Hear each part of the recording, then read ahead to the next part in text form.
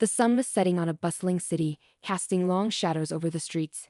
In the midst of the fading light, an event was unfolding that would change everything for one officer and a woman who was far more than just a target of his ignorance.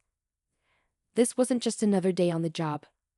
This was the moment where everything would come crashing down. It started like any other routine traffic stop. Officer Mark Harris, a cop known for his aggressive approach, was patrolling the streets, feeling untouchable.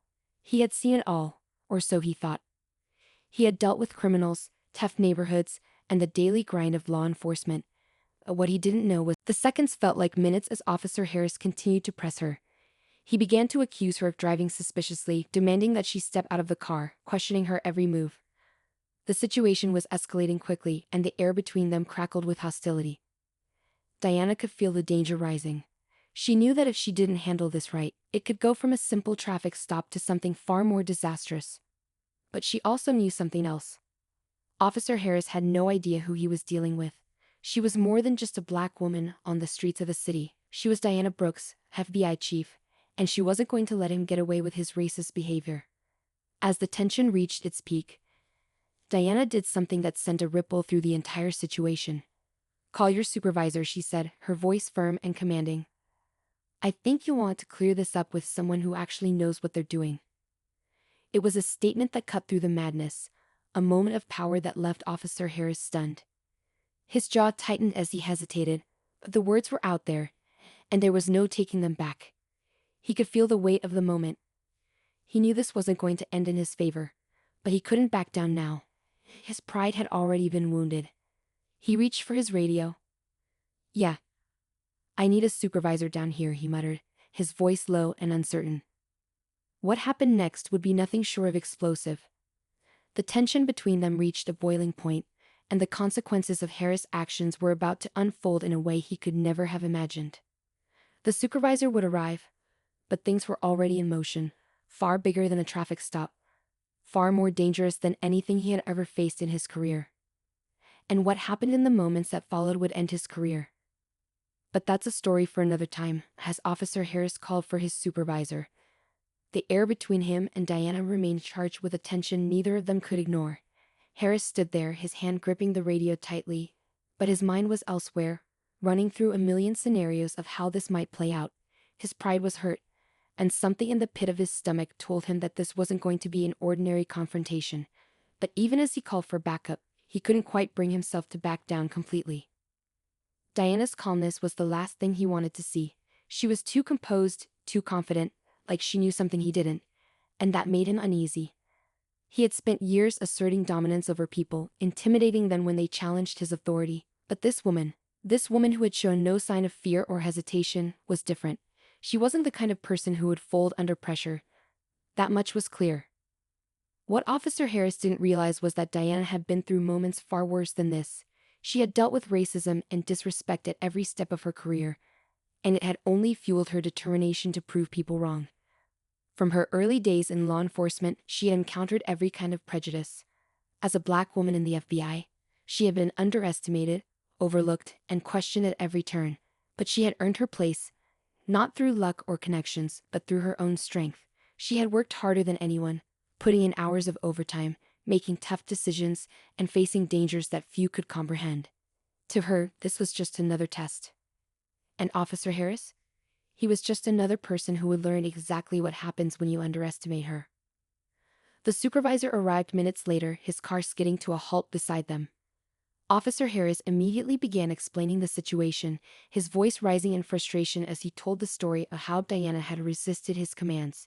He emphasized how he felt disrespected, how she had acted suspiciously, as if her very presence in this neighborhood justified his aggressive approach. He wanted to paint her as someone who had overstepped, someone who needed to be taught a lesson in respect. Diana stood silently, her expression unreadable. She knew what was coming next. She had seen this kind of situation play out time and time again, the good old boys club, circling the wagons to cover for one of their own. But she wasn't afraid, not anymore. The supervisor, Officer Scott Collins, was a man in his late 50s, with graying hair and the air of someone who had been around long enough to know how things usually worked. When he heard Harris' version of the story, a frown creased his face. He glanced at Diana, sizing her up. But there was something in her posture, the way she carried herself, that made him pause. She wasn't backing down. She wasn't panicking, and that made him feel uncomfortable. "Ma'am, could you explain what happened here?" Collins asked, his voice steady but cautious. Diana took a breath, knowing this was the pivotal moment. She wasn't just telling her side of the story, she was setting the tone for everything that followed. "Officer Harris stopped me for no valid reason," she said calmly, her voice unwavering. "He accused me of driving suspiciously, then began questioning me aggressively. He didn't ask for my ID out of standard procedure. He demanded it like I was a criminal. When I handed him my documents, he continued to antagonize me. When I asked him to call his supervisor, he became defensive and accusatory." Collins didn't interrupt, but his eyes flicked between Harris and Diana, gauging the situation. It wasn't the first time he had been called to a confrontation between an officer and a citizen, but something about this felt different. He could feel the weight of the moment. This wasn't just another stop. Diana wasn't a random driver. She was someone in a position of power, someone who had the resources to fight back in ways that could ruin a career, and she wasn't going to let it go. "So you're telling me that you were just driving, and this officer decided to stop you for no reason?" Collins asked, his tone careful. "Exactly," Diana replied, her voice smooth but firm. "I was doing nothing wrong. But apparently, that wasn't enough for Officer Harris." Harris, still seething with anger, opened his mouth to protest, but Collins held up a hand to silence him. He had been around long enough to know when a situation was escalating beyond what could be solved with a simple apology or a slap on the wrist. He could see Harris wasn't handling this well. And the last thing he needed was for things to spiral further out of control. "Officer Harris," Collins said, turning to his subordinate, "step aside for a moment." Harris hesitated but obeyed, his jaw clenched tightly as he stepped back. Diana kept her eyes fixed on him, her expression unreadable. She wasn't afraid, but she could feel the anger bubbling under the surface. It was the kind of anger she had learned to control over the years. It was the anger that had gotten her through every obstacle, every bit of discrimination, every time someone tried to make her feel less than. But now, it wasn't just about her. It was about holding people like Harris accountable for their actions. Collins turned his attention back to Diana. "I'm going to be honest with you," he said, his voice lowered. "Harris has been known for, let's say, aggressive behavior on the job. But I didn't think he'd go this far." Diana nodded. She had done her homework on the officers in this district. She knew that Harris had a reputation for targeting people of color, particularly black women. It wasn't just a case of bad judgment, it was a pattern. And she wasn't going to let him get away with it this time. "I don't care what his reputation is," Diana said, her voice unwavering. "What I care about is that he used his position to harass me for no reason. And now he's trying to cover it up with lies." Collins met her gaze, his eyes narrowing. He wasn't blind to the reality of what was happening, but the system had a way of protecting its own. Still, something about Diana's presence made him second-guess his usual approach. He didn't want to become another officer who ignored injustice for the sake of convenience.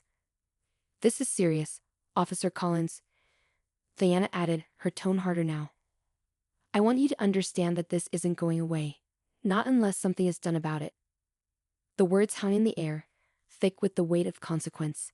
Collins was caught between two realities, the one he had always known, where officers like Harris were given the benefit of the doubt, and the one that Diana was showing him, where accountability mattered more than loyalty.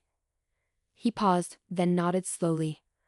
"I'm going to file a report," he said quietly, "but I can't promise how things will go from here."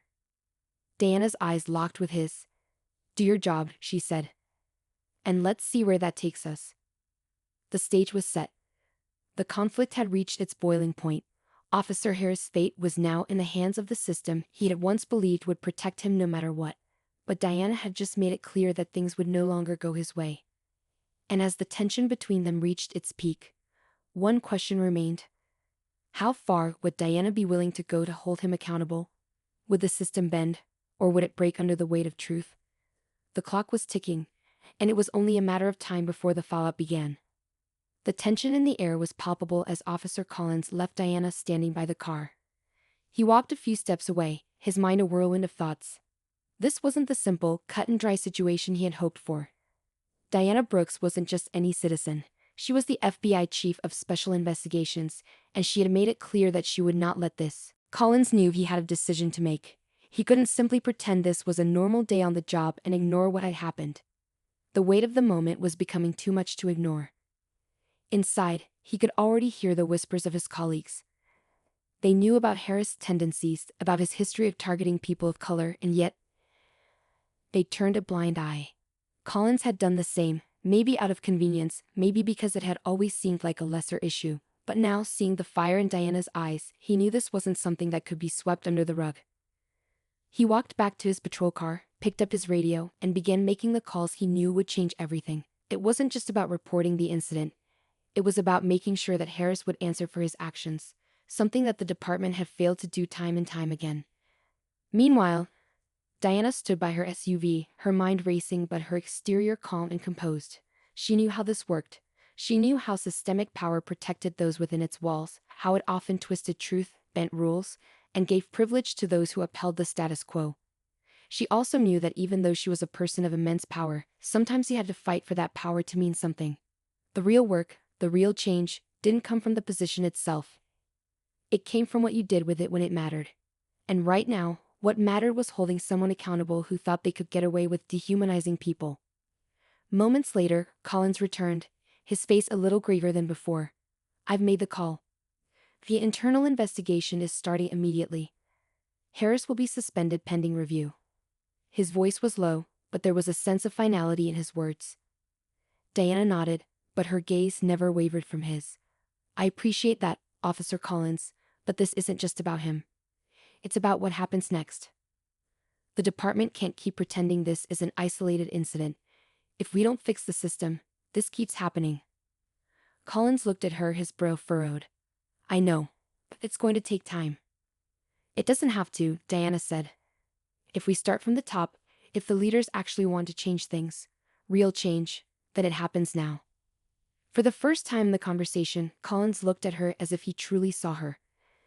The FBI chief wasn't just a powerful woman in a suit. She was someone who had dedicated her life to justice. She wasn't going to let this go.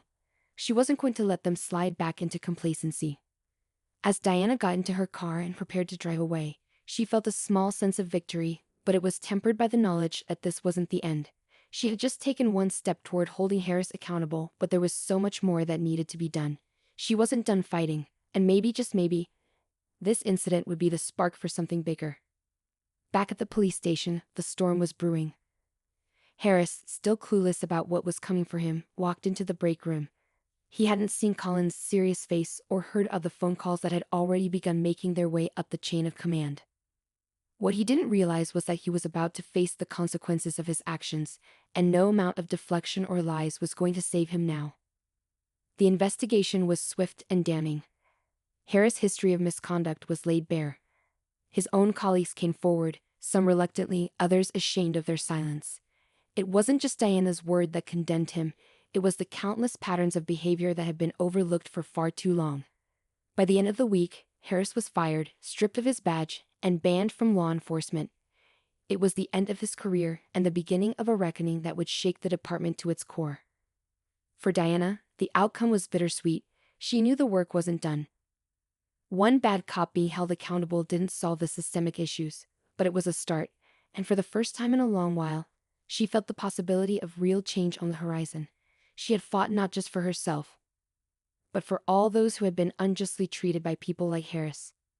As she drove away from the scene, the sun had fully set, but the streets were alive with the sound of change.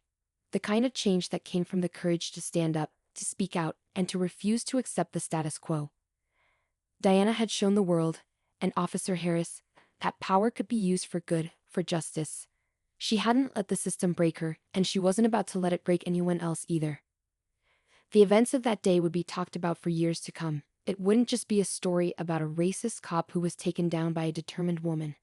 It would be a reminder that sometimes it only takes one person to spark a fire of change, and that fire would continue to burn until everyone who had been silenced was finally heard.